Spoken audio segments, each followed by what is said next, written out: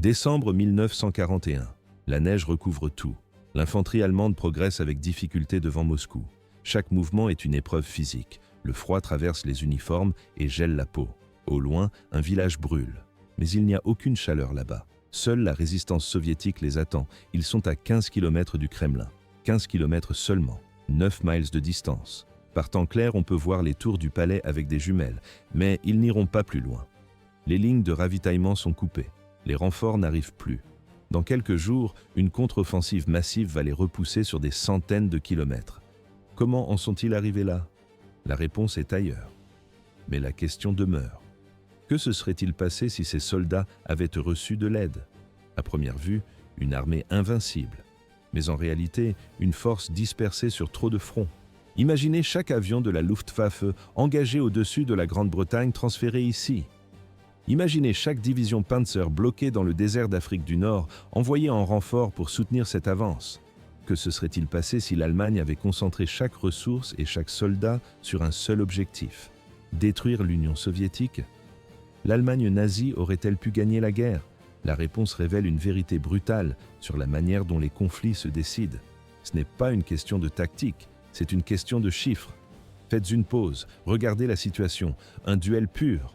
Allemagne nazie contre Union soviétique, 1 contre 1. Pas de Grande-Bretagne pour harceler les côtes. Pas d'Amérique pour envoyer des camions et du carburant. Aucune distraction. Qui l'emporte?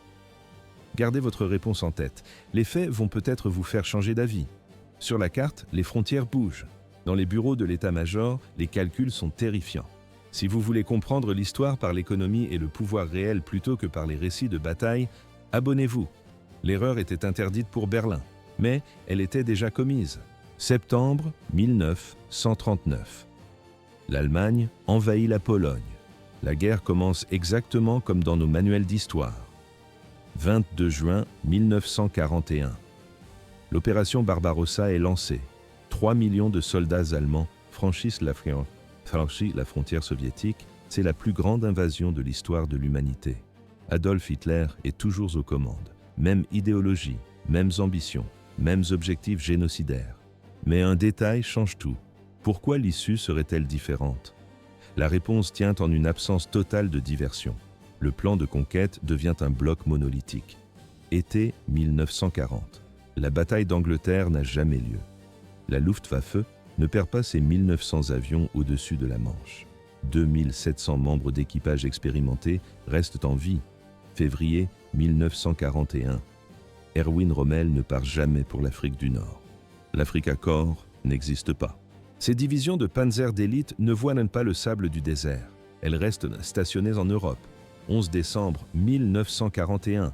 Hitler ne déclare pas la guerre aux États-Unis. L'Allemagne ne rajoute pas la plus grande puissance industrielle du monde à sa liste d'ennemis. À l'image, des usines allemandes qui tournent à plein régime sans aucune menace venue du ciel. Pas de front de l'Ouest, pas de campagne en Méditerranée, pas de mur de l'Atlantique à construire sur des milliers de kilomètres. Pas de bombardement stratégique sur les villes allemandes. La production de guerre ne connaît aucune interruption. Les gares sont intactes, les raffineries fonctionnent. Tout ce que l'Allemagne possède est envoyé vers l'Est. À première vue, une simple modification tactique, mais en réalité, un changement total de paradigme. C'est le scénario idéal pour Hitler. Une guerre sur un seul front contre le bolchevisme. Zéro distraction. Une concentration absolue des ressources humaines et matérielles. Des milliers de chars et d'avions supplémentaires convergent vers Moscou. Les réserves sont pleines. Les lignes de ravitaillement ne sont pas harcelées par l'aviation alliée. La question est simple. Est-ce que cela suffit pour gagner? L'histoire s'arrête ici pour laisser place au calcul brut. Sortons la calculatrice. Entre juillet et octobre 1940, la Luftwaffe a jeté toutes ses forces contre l'Angleterre. L'objectif était clair. Détruire la Royal Air Force pour préparer l'invasion terrestre. Ce fut un échec total. Pourquoi cet échec a-t-il changé la suite de la guerre? La réponse tient en 2 chiffres. Les Allemands ont perdu 1887 avions, 873 chasseurs, 1014 bombardiers. Mais le plus grave n'était pas le métal, c'était le sang. 2698 membres d'équipage ont été tués. Ce n'étaient pas des débutants, c'étaient des pilotes vétérans. Des hommes qui avaient survolé la Pologne et la France, ils étaient irremplaçables. À l'image, on voit des hangars vides et des carcasses calcinées dans les champs anglais. Maintenant, Imaginez le scénario inverse. Aucun de ces avions n'est abattu. Tous ces pilotes sont en vie. Ils sont disponibles pour le front de l'Est en juin 1941. Cela change radicalement le rapport de force, mais ce n'est pas tout. Regardons l'Afrique du Nord. Au début, l'Africa Corps est une force réduite. En février 1941, la 5e division légère arrive en Libye. En avril, la 15e Panzerdivision la rejoint. En août, la 5e division devient la 21e Panzerdivision. Plus tard, la 90e division d'infanterie légère entre dans la danse. En 1942, le constat est lourd. 3 à 4 divisions mécanisées d'élite et des unités italiennes s'épuisent dans le sable. Ce sont les meilleures troupes de l'Allemagne. Elles sont expérimentées, elles sont dirigées par Rommel, l'un des plus grands commandants de la Wehrmacht. Le problème est géographique. Ces troupes combattent à 2000 km de l'endroit où se joue le sort de la guerre. La logistique est un cauchemar quotidien. Sur les cartes d'état-major, on voit le trajet. Des navires allemands traversent la Méditerranée sous le feu ennemi. Des convois transportent du carburant et des munitions jusqu'à Tripoli. Puis des camions roulent sur des centaines de kilomètres de désert pour atteindre le front. Chaque litre d'essence brûlée ici manque cruellement ailleurs. Tout ce matériel et tous ces hommes auraient pu être envoyés vers Moscou. La situation a empiré pour l'Allemagne à cause de cet éparpillement. Il n'y avait pas de retour en arrière possible. Ne pas affronter les États-Unis, c'est le calcul de départ. Aucune déclaration de guerre signifie aucun bombardier américain au-dessus de l'Allemagne. Pas encore. La Luftwaffe n'a pas besoin de retirer ses chasseurs du front pour défendre les villes. Les canons antiaériens ne protègent ni Berlin ni Hambourg. Ils partent directement vers l'Est. La campagne des U-Boots ne draine plus les ressources dans l'Atlantique. Les équipages et les sous-marins sont affectés ailleurs. Le mur de l'Atlantique n'existe pas. Aucun bunker en béton ne borde les côtes françaises. Les ingénieurs et les matériaux servent à fortifier les positions en Russie. Le bilan est simple. Additionnez tout cela. L'Allemagne gagne environ 20 à 30% de puissance de combat supplémentaire pour l'opération Barbarossa. À l'image, 1900 avions de soutien et d'attaque au sol en renfort. 3 ou 4 divisions mécanisées d'élite ne sont pas bloquées en Afrique du Nord. Des milliers de tonnes de carburant et de munitions ne sont pas gaspillées pour traverser la Méditerranée. Avec ces avantages, l'invasion de l'Union soviétique change de visage. Mais jusqu'à quel point? Moscou. Décembre 1941. Dans notre réalité, les forces allemandes atteignent la banlieue de la capitale. Certaines unités arrivent à 15 km du centre. Les soldats rapportent qu'ils voient dans le Kremlin à travers leurs jumelles de campagne. Mais ils n'iront pas plus loin. Pourquoi? L'armée rouge contre-attaque. Les lignes de ravitaillement allemandes sont étirées jusqu'au point de rupture. Les troupes sont épuisées et figées par le gel.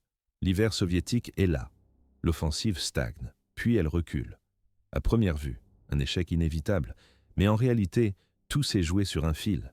Les commandants allemands suppliaient pour obtenir des renforts. Juste quelques divisions de plus, juste un peu plus de soutien aérien. Dans ce scénario, ils les ont. Les divisions supplémentaires venues d'Afrique sont là. Les escadrilles de la Luftwaffe qui ont combattu au-dessus de la Grande-Bretagne sont déployées. Tout est concentré ici en décembre 1941, aux portes de Moscou. Avec 20 à 30% de puissance de combat en plus, l'Allemagne ne sature pas. L'Allemagne perce, Moscou tombe, Leningrad, début 1942. Dans notre chronologie, la ville endure un siège de 872 jours. Coupée du monde, affamée, bombardée. Mais elle ne se rend jamais. Le siège dure de septembre 1941 à janvier 1944. Mais la situation a empiré. Dans ce scénario, l'Allemagne dispose des forces qui ont historiquement combattu en Angleterre et en Afrique. Les troupes d'élite, l'artillerie lourde et les réserves de munitions affluent vers le nord. La pression devient insoutenable. Les lignes de défense russes cèdent sous le poids des renforts mécanisés. Le siège ne dure plus des années, il se transforme en un assaut total et victorieux. L'histoire s'est arrêtée là. Début de l'année 1942. Une offensive massive avec des divisions fraîches brise la ligne de défense. Leningrad tombe. Le front nord est verrouillé. Les Allemands foncent vers le Caucase. L'objectif est clair, il s'agit de Bakou et des champs pétroliers d'Azerbaïdjan. C'est le cœur du système. En 1941, Bakou produit 23,5 millions de tonnes de pétrole. Sur l'ensemble du conflit, la région fournit 75 millions de tonnes de carburant à l'armée rouge. Les chiffres sont brutaux. 75% du pétrole soviétique provient de Bakou, 80% de l'essence, 90% des lubrifiants moteurs. À l'image, des derricks à perte de vue et des convois de citernes. Pourquoi Bakou est-elle la clé? La réponse est simple. Sans ce pétrole, l'armée rouge s'arrête net, les chars tombent en panne sèche, les avions restent cloués au sol. Un exemple concret. Pendant la seule bataille de Stalingrad, les soviétiques brûlent 149 000 tonnes de carburant. La quasi-totalité vient du Caucase. En face, les forces allemandes manquent déjà de tout. Elles n'ont aucune réserve stratégique. Dans notre réalité, l'opération Case Blue visait ces gisements. Les Allemands atteignent les abords de Grozny, mais ils n'ont jamais pris Bakou. Pourquoi ont-ils échoué? Il manquait d'hommes, les ressources étaient dispersées sur trop de fronts. L'Afrique du Nord aspirait les divisions. La Luftwaffe devait protéger le Reich contre les bombardiers britanniques. Mais dans ce scénario, ces obstacles n'existent pas. Été 1942. La Wehrmacht concentre toute sa puissance de feu sur une seule cible. Les champs de pétrole tombent. À première vue, l'Allemagne a gagné la guerre, mais en réalité, le plus dur commence. Regardons la carte à la fin de l'année 1942. Moscou est occupé. Le gouvernement de Staline a fui vers l'est à Sverdlovsk ou au-delà de l'Oural. Leningrad est tombé. Le Caucase est sous contrôle allemand. 23,5 millions de tonnes de pétrole alimentent désormais les moteurs de la Wehrmacht. L'Allemagne contrôle tout ce qui se trouve à l'ouest de l'Oural. Le silence s'installe sur les ruines. La victoire semble totale. C'est alors qu'un problème surgit. Un détail que les généraux allemands n'avaient pas prévu en planifiant l'opération Barbarossa. Les événements s'accélèrent. L'histoire s'arrête là pour le front de l'Est tel qu'on le connaît. 1523 usines. C'est le chiffre que l'état-major allemand n'avait pas prévu. Entre juillet et novembre 1941, alors que la Wehrmacht fonce vers l'Est, l'Union soviétique lance l'opération logistique la plus massive de l'histoire. Ce n'est pas un repli, c'est un déménagement industriel total. Comment sauver l'industrie sous les bombes? La réponse est brutale. Les ouvriers démontent chaque machine, chaque boulon, chaque presse hydraulique. Ils chargent tout dans des wagons de marchandises. Les complexes sidérurgiques entiers disparaissent des cartes en quelques jours. Direction l'Oural. 10 millions de personnes montent dans ces trains. Ouvriers, ingénieurs, familles complètes. Ce ne sont pas des réfugiés, c'est une armée de bâtisseurs. Des villes entières sont déracinées pour être replantées à des milliers de kilomètres du front. Sverdlovsk, Tcheliabinsk, Nijni Tagil. Des noms que les généraux de Hitler ne savent même pas prononcer. Ces zones sont hors de portée de la Luftwaffe. À l'image, des hangars géants sortent de terre dans la neige. À première vue, un chaos total. Mais en réalité, une machine de guerre implacable. En 1943, le résultat tombe. Les usines tournent à plein régime, 24 heures sur 24. Les chiffres de production deviennent une condamnation à mort pour l'Allemagne. En 1942, les Soviétiques fabriquent 24 500 chars. Les Allemands, 9 300. C'est un rapport de 3 contre 1. La situation a empiré pour Berlin. Même écart dans les airs. 25 400 avions sortent des usines de l'Oural en un an. L'Allemagne, malgré les ressources de toute l'Europe occupée, plafonne à 15 400 appareils. Le fossé se creuse chaque mois. Le problème de l'espace devient un gouffre. Entre Moscou et l'Oural, il y a 1400 km de vide. La logistique allemande craque déjà aux portes de Moscou. Les lignes de ravitaillement s'étirent sur des rails sabotés et des routes défoncées. Les trains soviétiques utilisent un écartement de rails différent de celui des Allemands. Rien ne s'adapte. Le climat achève le travail. Au printemps et à l'automne, la route devient de la boue liquide. En hiver, le métal casse. Même si Moscou tombe, même si le Caucase est pris, la guerre continue. La production soviétique est ailleurs, protégée par la distance. L'armée rouge échange de l'espace contre du temps. Elle aspire les divisions allemandes dans une masse terrestre sans fin. Sur les cartes de l'époque, on voit l'Allemagne contrôle les zones les plus peuplées. Mais elle ne contrôle pas l'issue du conflit. Les distances sont impossibles à conquérir. La logistique ne suit plus. Fin 1942, Hitler possède des territoires, mais il n'a pas gagné la guerre. Une nouvelle question se pose alors. L'Union soviétique peut-elle seule repousser l'envahisseur jusqu'à Berlin? Il reste un facteur décisif, un élément qui, dans notre réalité, a fait basculer la balance pour de bon. L'histoire ne s'est pas arrêtée là. 11 décembre 1941, 4 jours après l'attaque de Pearl Harbor. Adolf Hitler prend la parole devant le Reichstag et déclare la guerre aux États-Unis. C'est l'une des erreurs stratégiques les plus lourdes de toute l'histoire du conflit. En un instant, l'Allemagne se retrouve face à une puissance industrielle 10 fois supérieure à la sienne. Mais dans notre scénario, ce discours n'a jamais lieu. Hitler reste silencieux. Pas de déclaration de guerre, pas d'entrée des troupes américaines sur le théâtre européen, et surtout, aucun programme de pré-bail vers l'Union soviétique. Voyons ce que cela change concrètement sur le terrain. Le facteur décisif n'est pas celui que l'on croit. Ce n'est ni le fusil, ni l'avion. Ce sont les camions. Durant le conflit, Washington a expédié 427 284 camions à l'Union soviétique. À l'image, des colonnes de véhicules à perte de vue sur les ports de Mourmansk. 427 000 unités. C'est un chiffre colossal. Sans ces machines, la logistique de Staline s'effondre. Pourquoi? Parce que l'Union soviétique s'est fabriqué des blindés. Derrière l'Oural, les usines tournent à plein régime et crachent des milliers de chars T-34 chaque mois. C'est leur priorité absolue. Mais la production de camions soviétiques est presque inexistante. Elle suffit à peine à couvrir les besoins de base à l'arrière du front. Les modèles américains changent la donne. Studebaker, Dodge, GMC, des moteurs robustes, fiables, conçus spécifiquement pour la guerre. Ces véhicules permettent de transporter les munitions, le ravitaillement et les troupes au rythme des chars. En 1944, 70% des véhicules de l'armée rouge proviennent des usines américaines.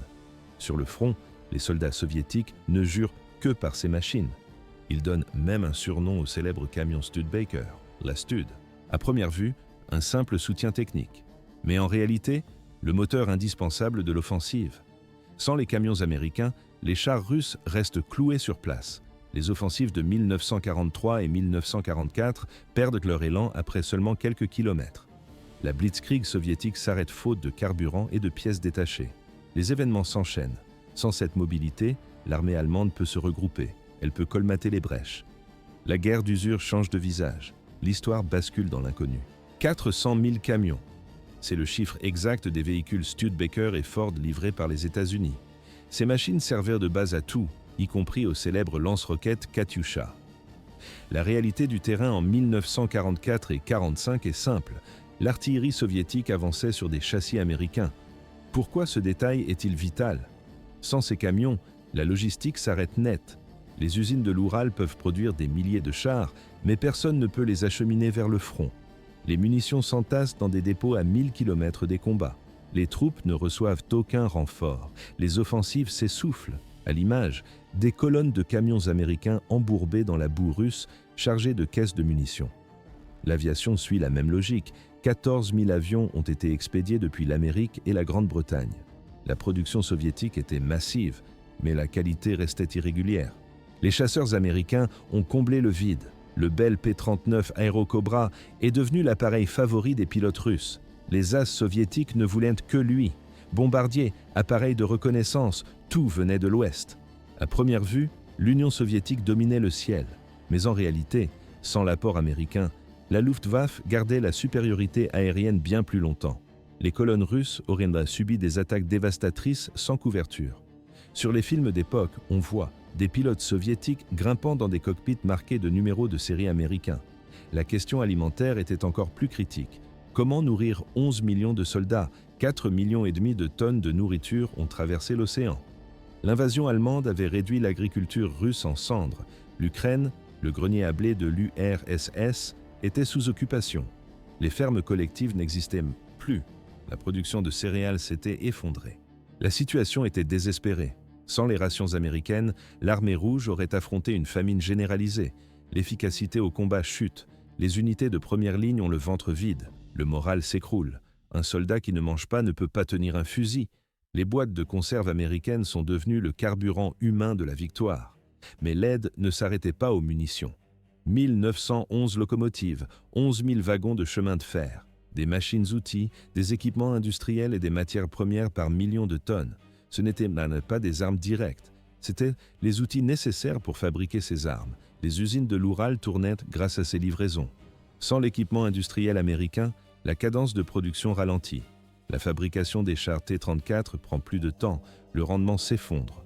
On entend le bruit des presses hydrauliques géantes dans les usines de Sibérie. Elles viennent de Detroit. Le pétrole complète ce tableau. 2 670 000 tonnes de produits pétroliers ont été envoyées.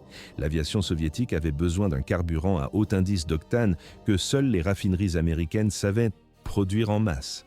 Sans ce carburant, les moteurs russes perdraient leur puissance. L'erreur était interdite dans le transport de ces ressources. Chaque convoi était une cible, mais le flux n'a jamais cessé. Ainsi s'est maintenue la machine de guerre soviétique. La question n'est pas de savoir si l'Allemagne pouvait battre l'Union soviétique seule. La vraie question est ailleurs. L'URSS pouvait-elle vaincre Hitler sans le soutien logistique et industriel des États-Unis? En posant le problème ainsi, la certitude d'une victoire russe s'efface. Pourquoi les ressources américaines étaient-elles si vitales? La réponse est dans les chiffres, mais surtout dans les aveux des dirigeants soviétiques eux-mêmes. L'année 1963. Le maréchal Georgi Zhukov répond à une question sur le programme Lend-Lease. Zhukov est une légende. Il a sauvé Moscou, il a triomphé à Stalingrad, il a mené l'assaut final sur Berlin. Le KGB surveille la conversation et enregistre chaque mot. Sa déclaration est brutale. Sur les enregistrements, on l'entend dire « Les gens prétendent que les Alliés ne nous ont pas aidés ». C'est faux. Les Américains ont envoyé du matériel essentiel. Sans cela, nous n'aurions jamais pu constituer nos réserves. Nous n'aurions pas pu continuer la guerre. Il faut bien comprendre le poids de cette phrase. Sans cet appui, l'URSS ne pouvait plus combattre. Nikita Khrouchtchev confirmera plus tard cette version. Ces mots sont clairs. Face à l'Allemagne d'Hitler, en 1 contre 1, nous n'aurions pas résisté à l'assaut. Nous aurions perdu la guerre. Voici le scénario le plus probable. Décembre 1941, l'Allemagne capture Moscou. Elle utilise ses forces supplémentaires, celles qui n'ont pas été gaspillées en Afrique ou contre la Grande-Bretagne. Le gouvernement de Staline s'enfuit vers l'Est. Les archives sont brûlées en hâte. Début 1942, Leningrad tombe. Le front nord est verrouillé. Été 1942, les champs de pétrole du Caucase sont sous contrôle allemand. Bakou produit 23 500 000 tonnes de pétrole par an. Désormais, ce carburant alimente la Wehrmacht. À la fin de l'année 1942, l'Allemagne occupe tout le territoire à l'ouest de l'Oural. Le gouvernement soviétique opère depuis la Volga. La ligne de défense allemande est immense. Elle s'étire d'Arkhangelsk au nord jusqu'au Caucase, en passant par Moscou. Pourtant, la production soviétique ne s'arrête pas. Les usines de Sverdlovsk, Tcheliabinsk et Omsk tournent à plein régime. Elles fabriquent des tanks. Elles assemblent des avions. L'armée rouge se regroupe dans le froid. Mais un problème majeur bloque les deux camps. L'Allemagne ne peut plus avancer vers l'Est. La logistique est brisée. Les lignes de ravitaillement sont étirées au maximum. Au-delà de Moscou, il n'existe aucune infrastructure pour soutenir une offensive. De son côté, l'Union soviétique est incapable de repartir vers l'Ouest. Sans les camions américains, la mobilité de l'armée rouge est nulle. Sans la nourriture américaine, les soldats meurent de faim dans les tranchées. Sans le carburant à haut indice d'octane des États-Unis, les avions russes restent cloués au sol. À première vue, un conflit mondial, mais en réalité, une impasse totale.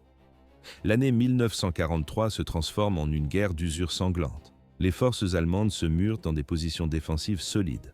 L'armée rouge lance des contre-attaques limitées. Les gains sont dérisoires. Le coût humain est monstrueux. Sur la carte, les lignes ne bougent plus. Les pertes s'accumulent par millions. Aucun des deux camps ne possède les moyens d'une percée décisive. Le conflit s'enlise dans le béton et la boue. Ainsi s'est achevée toute perspective de victoire rapide. 2 scénarios possibles pour la fin du conflit. Premier scénario, la paix négociée entre 1944 et 1945. À cette date, les deux camps sont épuisés. Staline fait face à la réalité économique. La production soviétique est élevée, mais sans le soutien logistique américain, l'armée rouge est paralysée. Les offensives échouent les unes après les autres. Les Allemands sont étirés au maximum, mais ils tiennent leur ligne de défense. Pourquoi Staline accepterait-il de négocier? Il n'a plus le choix. Après 3 ans de guerre totale, aucune fin n'est en vue. Un accord est signé. Berlin garde le contrôle des territoires soviétiques occidentaux. Moscou reste occupé. Les champs de pétrole du Caucase restent aux mains des Allemands. À l'image, une carte de l'URSS amputée de sa moitié vitale, c'est une paix fragile et amère. Elle s'effondrera probablement en moins de 10 ans, le temps pour chaque camp de reconstruire ses forces et de préparer le deuxième round. Deuxième scénario. La victoire soviétique tardive entre 1946 et 1947. La puissance industrielle de l'URSS finit par l'emporter. Même sans l'aide américaine, La masse de production est trop colossale. En 1945, le poids des usines de l'Oural commence à peser sur le front. À l'image, des colonnes de chars T-34 sortent des chaînes de montage par milliers. L'Allemagne craque, elle occupe des territoires hostiles, subit le sabotage permanent des partisans et s'épuise sur des milliers de kilomètres. Les offensives soviétiques sont lentes et coûteuses, sans les camions américains. Mais elles avancent. L'armée rouge repousse les forces allemandes mètre par mètre. En 1947, ou peut-être 1948, Moscou est enfin libéré. La guerre se termine par une victoire soviétique, mais le bilan est catastrophique. Le conflit dure 2 ou 3 ans de plus que dans notre réalité. Des millions de morts supplémentaires s'ajoutent à la liste. L'Union soviétique est économiquement dévastée. L'Europe n'est plus qu'un champ de ruines fumantes. À première vue, un triomphe militaire. Mais en réalité, un suicide démographique. C'est la vérité fondamentale de ce conflit. L'Allemagne ne pouvait pas gagner cette guerre par la simple tactique. Ce n'était pas une question de génie opérationnel, même si les deux camps en ont fait preuve. Le destin s'est joué dans les usines et sur les cartes de ravitaillement. L'histoire s'est arrêtée là. L'idéologie n'était pas le moteur principal. Elle a seulement alimenté la brutalité. Le courage n'était pas non plus le facteur décisif. Pourtant, des millions de soldats ont montré une bravoure incroyable dans chaque camp. La réalité est plus brute. C'était une guerre de production, usine contre usine, ressources contre ressources. Le camp capable de fabriquer plus de chars, plus d'avions, plus de camions et plus de balles gagne la partie. Comment la victoire a-t-elle été scellée? Par les chiffres. Dans notre histoire, ce camp était l'alliance de l'Union soviétique et des États-Unis. Sans l'intervention américaine, le calcul change radicalement. L'Union soviétique aurait probablement gagné seule. Sa base industrielle derrière l'Oural était immense. Sa capacité à absorber les pertes humaines était sans égale. Elle possédait un espace infini pour gagner du temps. Mais cette victoire aurait pris des années supplémentaires. Elle aurait coûté des millions de vies de plus. À la fin de l'an 1942, l'issue aurait été tout, sauf certaine. Ce constat révèle une vérité froide. La Seconde Guerre mondiale n'a pas été gagnée par des généraux, des tactiques ou des idéologies. Elle a été gagnée par l'économie. Les camions américains transportaient les armées soviétiques. Le carburant américain faisait voler les avions soviétiques. La nourriture américaine nourrissait les soldats soviétiques. L'équipement industriel américain construisait les chars soviétiques. L'Union soviétique apportait l'essentiel du fardeau des combats. C'est un fait indiscutable. Les soldats soviétiques sont morts dans des proportions qui dépassent l'entendement. Mais la puissance économique américaine a rendu la victoire soviétique possible. Elle a permis que cette victoire arrive en 1945 et non en 1947 ou plus tard. La capacité de production compte plus que le génie tactique. La puissance industrielle importe plus que la doctrine militaire. La nation qui produit plus que son ennemi l'emporte toujours. En 1941, cette nation était les États-Unis. Une question se pose alors. Si l'Allemagne nazie avait concentré toutes ses forces sur l'Union soviétique et si les États-Unis n'étaient jamais entrés en guerre, l'URSS aurait-elle pu gagner sans le pré-bail américain? À première vue, la réponse semble simple. Mais en réalité, les avis divergent. Les commentaires vont devenir un champ de bataille car personne n'est d'accord. C'est là que les discussions les plus sérieuses commencent. Ce n'est pas seulement une leçon sur la Seconde Guerre mondiale, c'est une règle sur la façon dont les guerres se décident. Pas par les tactiques, pas par les généraux, par l'économie et la capacité de production des usines. Si cette analyse a modifié votre vision de l'histoire, cliquez sur le bouton « J'aime ». Abonnez-vous pour d'autres plongées dans les mécanismes du pouvoir, de l'économie et des systèmes qui façonnent le monde réel. L'histoire s'est écrite ainsi.